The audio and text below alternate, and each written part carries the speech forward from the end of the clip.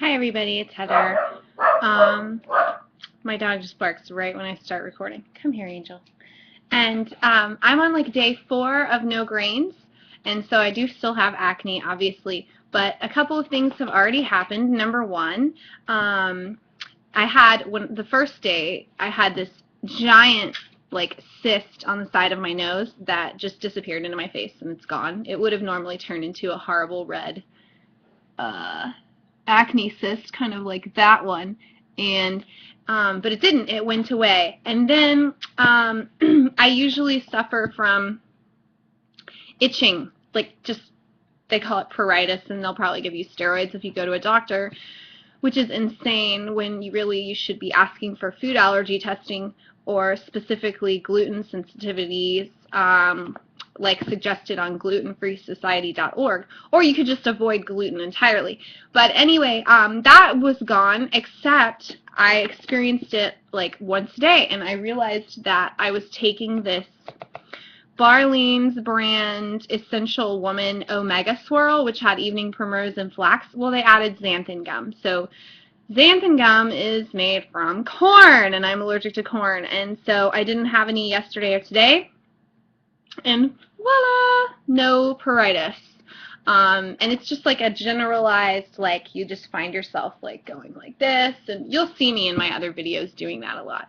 Well, so I think that's where this little cyst came from. So it's really hard to actually get all of those little stingy, hiding corn and gluten and grain-based ingredients out of your diet. So a good way to find all of those and really get rid of them is to always be staunch about reading your ingredients. So I'm going to put the link to an article from glutenfreesociety.org where he lists the ingredients. I have contacted the National Corn Growers Association and asked them and pleaded with them and said, I'm allergic to corn. Please send me a list of all ingredients that are made from corn. I doubt they're going to respond, but we'll see. And I will update the links when I get that. But for right now, I'll put the link to Dr. Osborne's list that he has composed. So if you're trying to go gluten-free, and it's really most important to get rid of all of it, especially in the beginning, because your leaky gut is still there and these tiny particles are still getting in. And so until your gut can heal, you're not going to even, probably, you hypothetical person that I'm not giving health advice to, yeah, you're not going to be able to tolerate, those even small amounts like me. So I'm allergic to the corn and the wheat. I know is in my blood before through my blood test. You can go back and review all my food allergy diagnosis videos for that.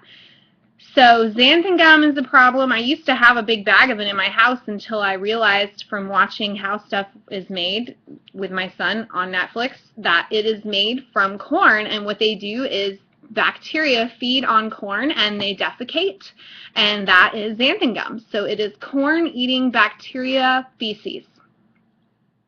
Much like aspartame is E. coli bacteria that it's E. coli feces is what aspartame is. Xanthan gum is GMO corn bacteria feces. So I know they sell it in the health food store, but so it is like one generation removed from corn in that way. But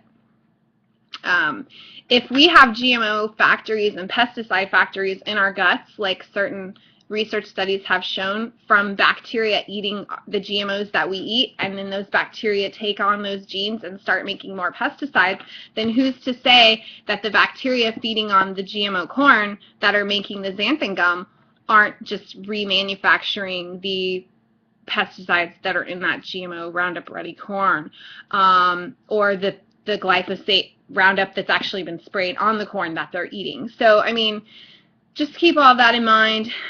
Check out the link below.